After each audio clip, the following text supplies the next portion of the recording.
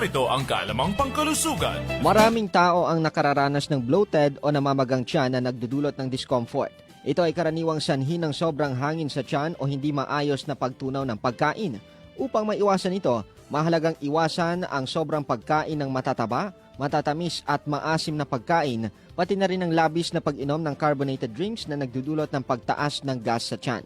Bukod dito, ang pagkain ng mga pagkaing matataas sa fiber tulad ng prutas, gulay at whole grains ay nakatutulong upang mapabuti ang digestion at maiwasan ang constipation na isa ring sanhi ng bloating.